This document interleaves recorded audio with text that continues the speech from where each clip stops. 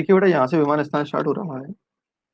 निदान के बाद विमान का वर्णन क्यों आया है और विमान वर्णन में सर्वप्रथम रसविमान अध्याय क्यों आया है, इसके बारे में थोड़ा हम जानेंगे। देखिए बेटा, निदान स्थान में क्या पढ़ के आए हैं हम?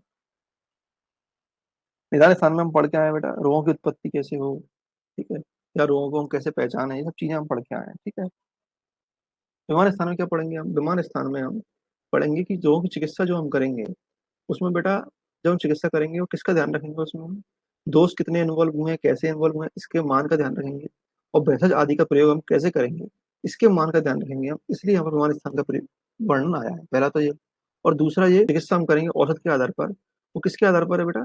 रस की प्रधानता है उसमें, इसलिए यहाँ पर क्या है, रस विमान स्थान का, रस विमान अध्याय का वर्णन यहाँ पर किया गया है। देखिए बेटा, आप तो यहाँ पर क्या है बेटा, थर्ड श्लोक में एक कोटेशन आप हाईलाइट कीजिए। दोषादिमान ज्ञानार्थम विमान स्थानम उपदेक्षितम अग्निवेशः। क्या है? दोष आदि के मान को जानने के लिए यहाँ पर क्या किया गया बेटा, विमान स्थान का उपदेश किया गया। नेक्स्ट देखो बेटा,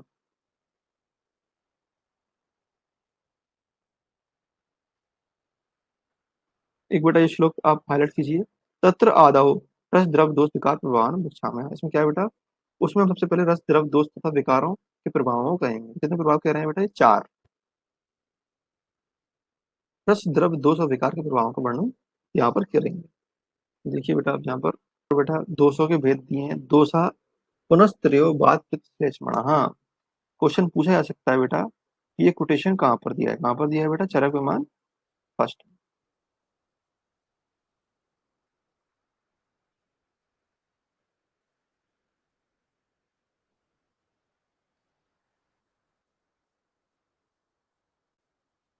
बेटा सेवंथ श्लोक जो है उसको आप यहाँ लिख लीजिएगा, प्लीज रीड, एक बार पढ़ लीजिएगा बस, है ना, तो आप समझ जाएंगे उस चीज को।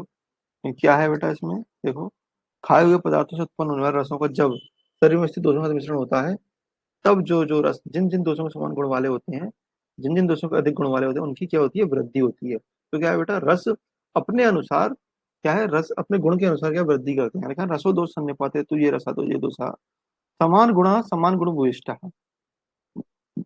तो बेटा समान गुणा समान गुण भूयिष्ठ जो है ना, इस वर्ड को आप ब्लॉक में कर लीजिएगा, है ना।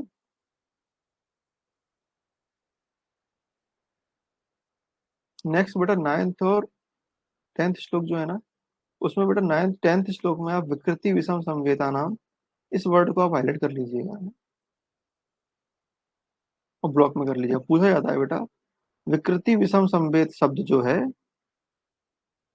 आचार्य चरक ने कहाँ पर वर्णन किया है? संदर्भ पूछा जाता है बेटा, तो कहाँ पर है बेटा ये? चरक विमान फर्स्ट। ठीक। और जो नाइन्थ श्लोक है बेटा, उसको यदि हम हिंदी पढ़ेंगे तो कैसा निकलेगा वो, कैसा लगेगा वो? प्रकृति समसंवेद। लेकिन प्रकृति समसंवेद जो वर्ड है, वो आचार्य चरक ने यहाँ पर वर्णन नहीं किया है। प्रकृति समसंवेद वर्ड नहीं आया, सिद्धांत जरूर आया है, लेकिन शब्द नहीं आया है। क्या है देखो बेटा, एक बार हम पढ़ेंगे और समझेंगे तो क्या है। उन नाइन्थ श्लोक देखिए, नाइन्थ श्लोक की हिंदी देखिए बेटा, क्या है? उन अनेक रस वाले द्रव्यों में और अनेक दोषों से उत्पन्न होने वाले विकारों में रस तथा दोष के प्रभाव को एक एक करके विचार कर लेने के पश्चात द्रव्य और रोग के प्रभाव का निश्चय करेंगे। क्या है बेटा, जब हम किसी औषधि को बना रहे हैं तो क्या करना है हमको?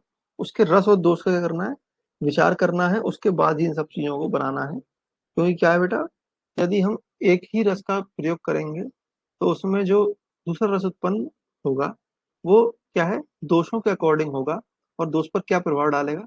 उसके फिर उस रस जो रस उत्पन्न हुआ है उसके अकॉर्डिंग दोषों का प्रभाव होगा, ठीक है। तो ये चीजें थोड़ा सा याद रखिएगा, है ना। उसके बाद देखो क्या है, विकृति विषम संवेद क्या है बेटा, ठीक है। क्या दिया है बेटा हिंदी में? देखिए इसको एक बार प्लीज रीड लिख लीजिएगा, पढ़ लीजिएगा एक बार इसको, है? इसमें क्या है थोड़ा सा हम इसको समझेंगे। निश्चय पूर्वक ऐसा सभी स्थानों में नहीं देखा जाता, क्योंकि विकृति के रूप में विषम रूप में एकत्रित विभिन्न प्रकार के परस्पर आघात को प्राप्त हुए भी विकल्प कारक हेतुओं से भेद को प्राप्त हुए रसों के आंशिक प्रभाव के अनुमान से ही समुदाय द्वारा होने वाले तत्वों का निश्चय कर लेना संभव नहीं है।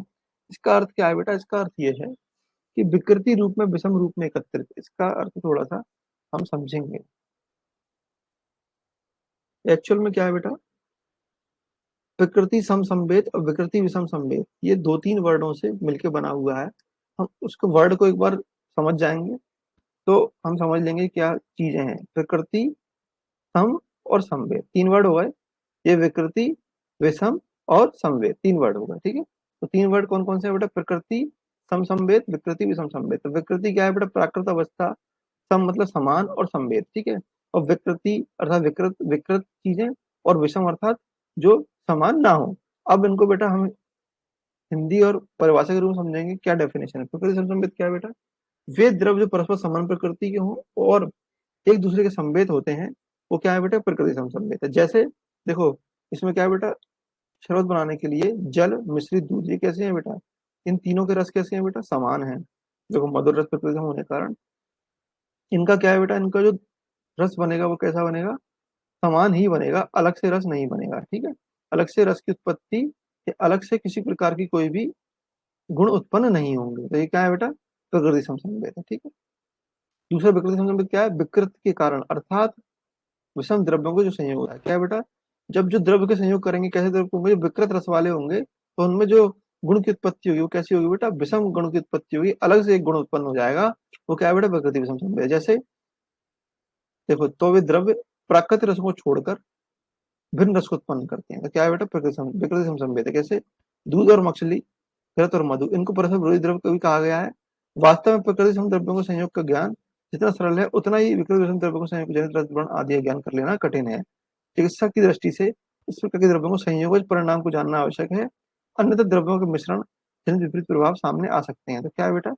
इनका परिणाम जानना आवश्यक क्यों है? क्योंकि हम इनको हम क्या है, ग्रहण करने के लिए मना कर रहे हैं, इसलिए परिणाम जानना आवश्यक क्या है? इसका परिणाम जानना आवश्यक है, और इनका क्या है? विपरीत प्रभाव सामने आ सकते हैं। तो ये क्या कठिन है जानना इनको, क्यों? क्योंकि इनको हम यूज करने के लिए मना करते हैं। ठीक, तो ये क्या है बेटा? विकृति समसंवेद है। आप सम, आप सरल भाषा में समझेंगे तो इसका अर्थ ये है, प्रकृति समसंवेद क्या है बेटा? प्राकृत रस जो है, प्राकृत रस वाले द्रव्य हैं, उनको एक साथ मिलाकर क्या होता है? उनको एक साथ यदि मिला दिया जाए तो क्या है? उनके संयोग से क्या है? अलग से कोई रस उत्पन्न नहीं होगा, क्योंकि उनका रस जो है समान है। और विकृत समसंवेद में क्या है? जो विकृत रस या विकृत गुण वाले द्रव्य हैं, उनको यदि आप मिलाएंगे तो क्या होगा? प्राकृत रसों को छोड़कर एक अलग से रस उत्पन्न हो जाएगा। वो क्या है? विकृति समसंवेद है। ठीक,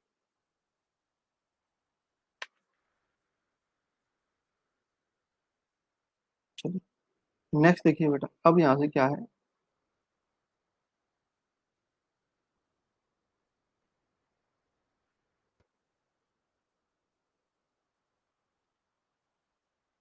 देखिए यहाँ पर क्या है, द्रव्य के कुछ प्रभाव हम जानेंगे इसमें।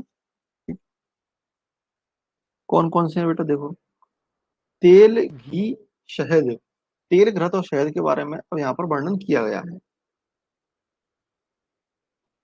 या तेल, घी और शहद जो है वात पित्त कफ का क्रमशः प्रशमन कैसे करते हैं, उसके बारे में हम यहाँ पढ़ेंगे। तो बेटा, तेल में आप तीन जो गुण है वो हाईलाइट करेंगे। स्नेह, उष्ण, गौरव। इन तीन गुणों से किसको जीतता है बेटा? वात को जीतता है। ठीक है, स्निग्धता से, उष्णता से और गुरुता से।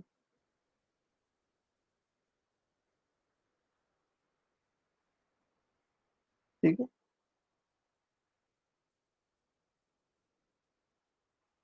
तो ये क्या है बेटा? ये निरंतर अभ्यास के योग्य है ना? तेल निरंतर अभ्यास हम कर सकते हैं। अब घृत प्रभाव क्या है? घृत का क्या है बेटा? माधुर्यात शैत्यम मंदत्वाच्च। क्या है बेटा? मधुरता और शीतता और मंदता से किसको करता है बेटा? पित्त को जीतता है। इसका भी निरंतर प्रयास कर सकते हैं, निरंतर अभ्यास कर सकते हैं, निरंतर ग्रहण कर सकते हैं। मधु का प्रभाव क्या है बेटा? रोक्षात, तैक्षण्यात और कसायत्वात। इससे क्या करेगा बेटा? ये कफ को जीतता है, तो इसका भी हम क्या निरंतर प्रयोग कर सकते हैं। ठीक है, तो घृत, तेल और मधु का निरंतर प्रयोग हम कर सकते हैं। बेटा, तेल जो है ना, उसको आप ब्लॉक में कर लीजिएगा, क्योंकि हमको लगता है बेटा घृत और मधु तो हमको याद आ जाता है, तेल हमको याद नहीं रहता। ठीक है, सप्तम अभ्यास।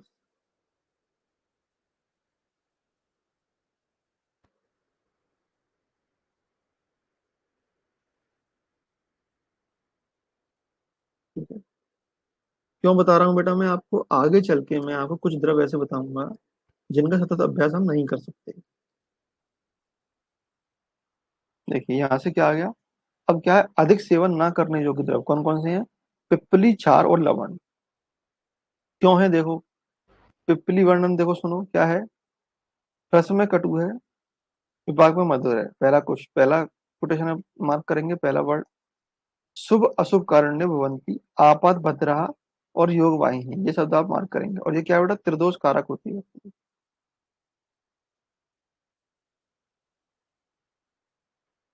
देखो उसमें लिखा हुआ है, इंग्लिश में वो सॉरी, हिंदी में देखिए यहाँ पर लिखा हुआ है, किरत होने के कारण कफ को, उष्ण होने के कारण पित्त को, और अल्प स्निग्ध होने के कारण वात को समन नहीं कर पाती। तो इन तीनों को समन नहीं कर पाती, त्रिदोष कारक माना गया है बेटा इसको, ठीक। इसलिए इसका क्या है, अधिक उपयोग हमको नहीं करना चाहिए, और ये योग वाहिनी होती है। ये चीजें थोड़ा सा क्या है इसमें बेटा, त्रिदोष कारक वर्ड की जगह यहाँ लिख लो, त्रिदोष शमन नहीं कर पाते, ठीक है। और योग वाहिनी वर्ड जो है ना, योग वाही बेटा याद रखिएगा, योग वाही कहा गया पिप्पली को। किसने कहा है बेटा, आचार्य चरक ने कहा है। कहाँ कहा है बेटा, चरक विमान स्थान फर्स्ट में। इसमें बेटा शुभ अशुभ कारण क्या अर्थ, क्या अर्थ है बेटा, शुभ कारक और अशुभ कारक दोनों ही प्रभाव दिखाती है, ठीक है। और आपात भद्रा क्या है बेटा, इसको हम कुछ समय के लिए शुभ कारक रूप में प्रयोग कर सकते हैं, इमरजेंसी कंडीशन में। ऐसे भी याद रखेंगे आप। तो इसलिए क्या है बेटा, ये क्योंकि शुभ अशुभ दोनों कर रही है, तो योग वाहिनी है, इसलिए इसको अधिक समय तक हम प्रयोग नहीं कर सकते, कुछ समय के लिए हम प्रयोग कर सकते हैं, ठीक। ऐसे ही अब देखो बेटा, ये क्या आ गया, लवण के लिए आ गया। लवण के लिए कॉन्सेप्ट क्या है, क्लेदयति आदौ पचन दहन वेदना।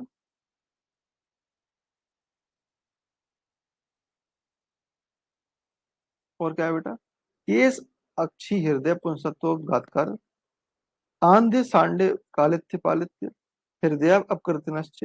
एक बेटा शब्द आया प्राची चीनश्च, तस्मात् क्षारम न अपि युंजीत। तो प्राची और चीन जो वर्ड है ना बेटा, उसको आप ब्लॉक में कर लीजिएगा।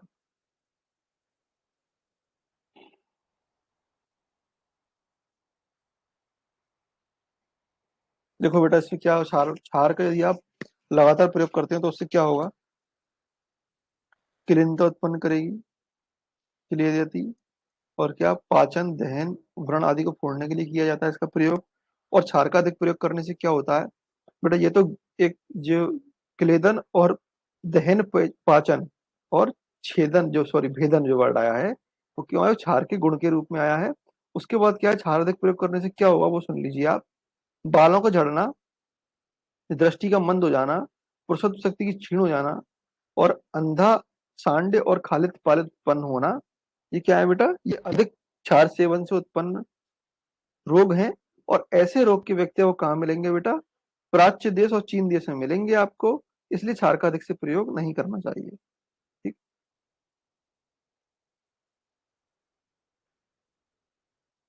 ठीक बेटा। तो इसमें आप ऐसे याद रख लेंगे, यहाँ पर एक वर्ड लिख लेंगे आप, प्राची क्षार, ऐसे लिख लेंगे आप, प्राची क्षार का प्रयोग ज्यादा करती है, ठीक। नेक्स्ट देखो यहाँ पर बेटा, लवण के लिए आ गया। लवण में बेटा एक तो याद रखिएगा, अन्न द्रव्य रुचिकरम। तो अन्न द्रव्य क्या है बेटा, अन्न द्रव्य के लिए क्या करता है बेटा, ये करता है बेटा, रुचिकर है। अन्न को कैसे करता है बेटा, रुचिकर उत्पन्न करता है। आपात भद्रा वर्ड बेटा मैंने पिपली के लिए पढ़ाया आपको, और यहाँ पर क्या है, लवण के लिए भी है। एक बेटा इसमें शब्द आया है, बायलकस सौराष्ट्र सैंधव सौविरकाम, और भूमि इति ऊषरा देशास एषु औषधि विरुद्ध वनस्पति वानस्पत्या। इसको हाईलाइट करेंगे आप। और खालिद पालित्यानी वलश्चा काले। बेटा खालिद पालित वर्ड मैंने आपको चार में मार्क कराया, ऐसा ही इसमें लवण में भी है, तो याद रखिएगा। आपद भद्रा वर्ड लवण और पिपली दोनों के लिए आया है।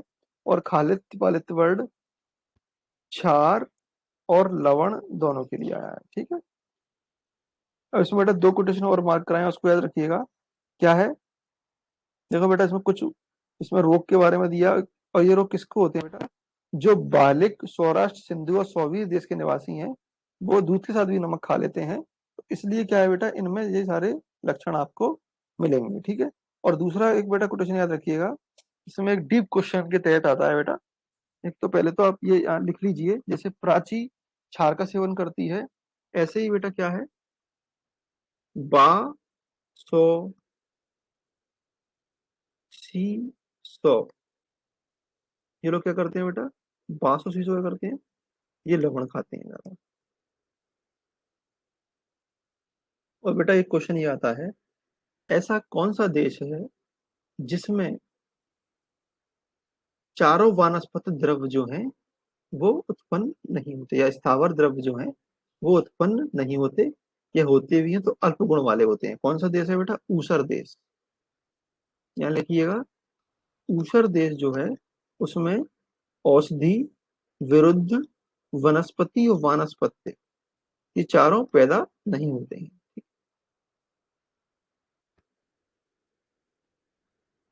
नेक्स्ट देखिए बेटा, अब सात में के लक्षण आ गए, सात में कितने प्रकार के बताए बेटा, सात में अर्थो ही उपसार था। एक तो इसको आप हाईलाइट कीजिए, क्या है, जो शरीर को सुखकारक हो, सात में उपसर्ग परस्पर पराये हैं, और जो शरीर को सुखकारक हो वो कैसा है बेटा, सात में है, त्रिविध प्रकार का बताया है, और सप्तविध, दो प्रकार के बताए हैं। आचार चरक ने कहाँ पर, चरक में मान अष्ट में।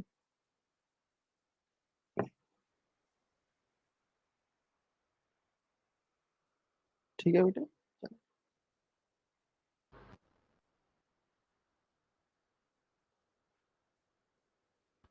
नेक्स्ट देखिए बेटा, नेक्स्ट क्या है बेटा, अब यहाँ पर आ गया अष्टविध आहार विधि विशेष आयतन, उसको हाईलाइट कर लीजिए आप। पूछा जाता है बेटा, कई बार पूछा गया है, रिपीटेड क्वेश्चन है और कॉमन कॉन्सेप्ट है बेटा। इजी क्वेश्चन मैंने बताया आपको, इजी क्वेश्चन गलत नहीं करने हैं आपको। आप यदि इजी क्वेश्चन गलत कर देंगे तो आप बहुत पीछे हो जाएंगे, है ना। टफ क्वेश्चन की तरफ एक बार हम पढ़ सकते हैं उसको, लेकिन भागेंगे हम किसकी तरफ बेटा, इजी क्वेश्चन जो गलत होते हैं वो नहीं होना चाहिए। वो कैसे, कैसे आपके सही होंगे, एक्यूरेसी कैसे आएगी, एक तो प्रैक्टिस करिए आप, ठीक है, और दूसरा क्वेश्चन लगाइए बार बार, और दूसरा बेटा क्या है, बार बार मनन करिए किसकी, संहिता का। ठीक है, देखिए क्या है बेटा, अष्टविध आर विशेषाधिकार किसने बताया बेटा, तरक ने बताया, आठ बताए हैं, ठीक है, कौन कितने, आठ, आर विधि विशेषाधिकार। ठीक, बागवट ने बेटा सात माने, मैं वही बताऊंगा आपको। सुश्रुत ने 12 बताए हैं, क्या बताए हैं वो बताऊंगा बेटा मैं आपको। देखो बेटा यहाँ पर क्या अलग अलग आहार विधि का वर्णन यहाँ पर किया गया है। बेटा प्रकृति वर्ड है, पढ़ के छोड़िएगा। इसमें बेटा करण वर्ड जो है ना उसको आप हाईलाइट कीजिए, करण वर्ड, करणम पुनः स्वाभाविका नाम, द्रव्याणाम अभिसंस्कार, संस्कार गुणांतरधानाम, इसको हाईलाइट करके आप ब्लॉक में कर लीजिएगा। संस्कार गुणांतरधानाम पूछा जाता है बेटा, संस्कारो ही गुणांतरधानम किसके परिप्रेक्ष्य में आया, किसके संदर्भ में आया, तो संदर्भ में आया बेटा कर्ण के।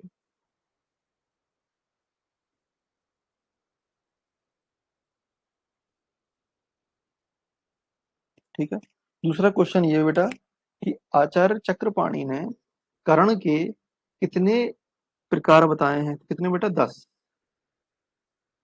चक्रपाणि ने 10 कर्ण के प्रकार का वर्णन किया है। कौन कौन से, देखो कौन कौन से बेटा, जल, अग्नि, सन्निकर्ष, देखो इसमें 10 ही होंगे। ये वर्णन किसने किया, चक्रपाणि ने कर दिया है बेटा, गिना इनको चक्रपाणि ने, क्योंकि इसमें बेटा देखो आदि वर्ड आ गया है ना, इसलिए। शौच, मंथन, देश काल, वासन, भावना, कालापकर्ष और भाजन, ये क्या है बेटा, ये 10 तरीके हैं करण के, किसने बताया बेटा, चक्रपाणि। नेक्स्ट देखो बेटा, और यहाँ पर संयोग आ गया, एक बार आप पढ़ लीजिएगा। राशि वर्ड जो है बेटा उसको आप हाईलाइट कीजिए, कितने प्रकार की है बेटा, दो प्रकार की। कौन कौन सी, सर्वग्रह और परिग्रह। इसमें बेटा कोटेशन पूछा गया है, सर्वस्व ही ग्रह किसके लिए आया, तो सर्वग्रह के लिए, और सर्वतश्च ही ग्रह किसके लिए आया, तो परिग्रह के लिए। ब्लॉक में कर लेंगे बेटा, इसको कई बार पूछा गया है और डीप क्वेश्चन के तहत आता है बेटा ये। क्या है बेटा? संपूर्ण आहार के प्रमाण को इकट्ठा करके खाना क्या सर्वग्रह है, और परिग्रह क्या है? आहार द्रव्यों को एक करके प्रमाण करके ग्रहण करना ही क्या है? परिग्रह है।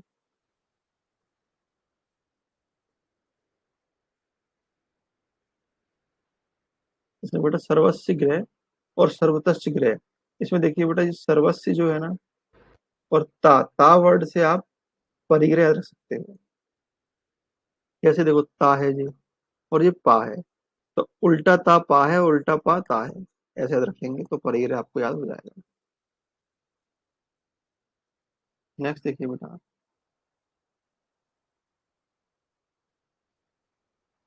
काल। काल दो प्रकार का होता है बेटा, कौन कौन सा है? नित्यक और आवस्थिक। नित्यक क्या है बेटा? ऋतु साथ में जो है वो नित्यक है, और आवस्थिक क्या है? विकारम अपेक्षित, जो विकार उत्पन्न हो रहा है वो आवस्थिक तौर पर हो रहा है, और जो नित्य काल है वो क्या है? ऋतु साधन के आधार पर है। अवस्था विशेष समझते हैं बेटा, अवस्था उत्पन्न होना। अवस्था कैसे उत्पन्न होगी? विकार से ही तो कोई अवस्था उत्पन्न होगी, है ना? जो रोग, रोग क्या है? रोगी क्या है बेटा? अवस्था है। रोगी की रोग क्या है? अवस्था है। कैसे उत्पन्न हो रही है? वो विकार से उत्पन्न हो रही है। और नित्य क्या है? नित्य जो हम ग्रहण कर रहे हैं वो ऋतु साधन की अपेक्षा करता है। ठीक। नेक्स्ट देखो बेटा, अब क्या है? उपयोग संस्था। उपयोग संस्था क्या है बेटा? जीर्ण लक्षणापेक्षा। एक तो याद रखिएगा आप। और उपयोग संस्था क्या है बेटा? उपयोग के नियम जो है, आहार के उपयोग के नियम, वो क्या उपयोग संस्था है? वह भोजन का उपयोग जीर्ण के लक्षणों की अपेक्षा रखता है। इसका अर्थ यह है बेटा, ये उपयोग संस्था जो हम आहार का उपयोग करेंगे, उसके नियम किसमें दिए हैं बेटा? उपयोग संस्था में दिए हैं। और नियम का जो कंक्लूजन है वो क्या चाहता है? वो ये चाहता है कि भोजन जो है वो कैसा हो? पाचन के लक्षणों की अपेक्षा करता है। मतलब ऐसा जो हम भोजन कर रहे हैं वो कैसा? जीर्ण जीर्ण की तरफ अग्रसर हो, या जीर्ण हो जाए। जीर्ण इन द सेंस पाचन हो जाए उसका। वो क्या है? वही सारे उपयोग के नियम फॉलो करने से भोजन का कैसा हो जाए? पाचन हो जाए। कैसा है? जीर्ण लक्षण अपेक्षा। किसी अपेक्षा करता है? जीर्ण लक्षण की, भोजन के जीर्ण उत्पन्न होने की अपेक्षा करता है। क्या? उपयोग संस्था है ना। उपयोगिता क्या है बेटा? जो आहार का उपयोग कर रहा है वो क्या है? उपयोगिता है। और इसके अधीन क्या है? ओक साथ में है।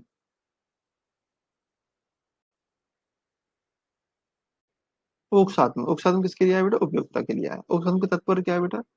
उपयोगिता जो भी आहार ले रहा है प्रतिदिन, वो क्या है? उसके लिए ओक साथ में हो जाएंगे, वो किसी प्रकार का कोई भी विकार उत्पन्न नहीं करेंगे। उसके बाद देखो, अष्टविध आहार विधि विशेषायतन का क्या महत्व है, क्या फल है, क्या है? शुभ अशुभ फल परोस परस्पर परस्परोपकार भवंती। क्या है बेटा? इनके भेद शुभ अशुभ फल देने वाले परस्पर उपकारक होते हैं।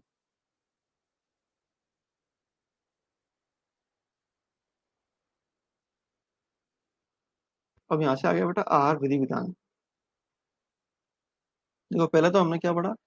अष्टविध आहार विशेषायतन पढ़े हमने, है ना। अष्टविध आहार विशेषायतन क्या कह रहे हैं बेटा?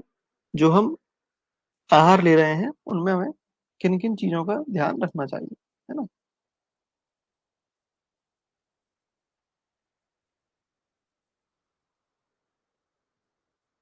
ठीक है। तो ये तो हुई बेटा अष्टविध। और आहार विधि क्या है बेटा? आहार विधि क्या है? जो हम आहार लेने वाले हैं उनका हम कैसे कैसे हम उसका क्या, हम उसमें क्या क्या हमको रखना चाहिए, है ना, आहार में सिर्फ। और जो विधि विशेष आयतन थे ना, वो आहार के लिए भी थे, और जो आहार ले रहा है उसके लिए भी थे, है ना। अब यहाँ से क्या है बेटा? श्लोक नंबर 24 देखिए, क्या है देखो।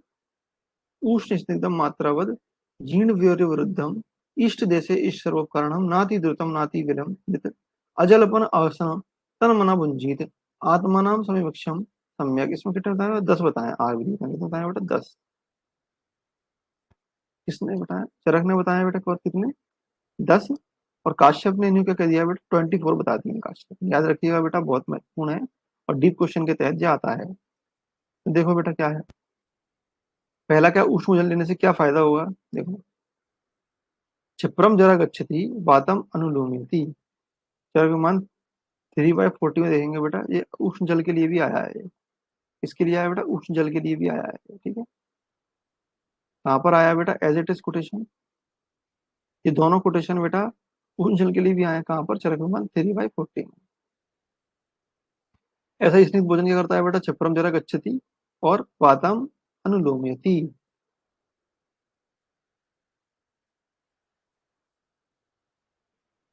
क्या है, जल्दी पचेगा और वातक का अनुलोमन करेगा। देखो बेटा, उष्ण है, जल्दी पचेगा, कॉमन कॉन्सेप्ट है।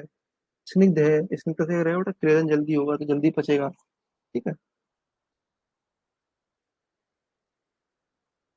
ठीक, और वातम अनुलोमयति, स्निग्ध भोजन क्या करेगा बेटा, वात का अनुलोमन करेगा।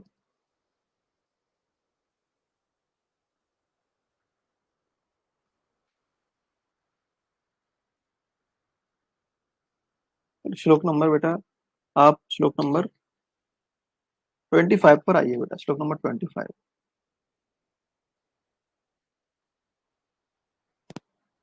देखिए श्लोक नंबर 25 पे दिए ना बेटा, 10 विधान दिए हैं, ठीक है, 10 विधि विधान दिए हैं।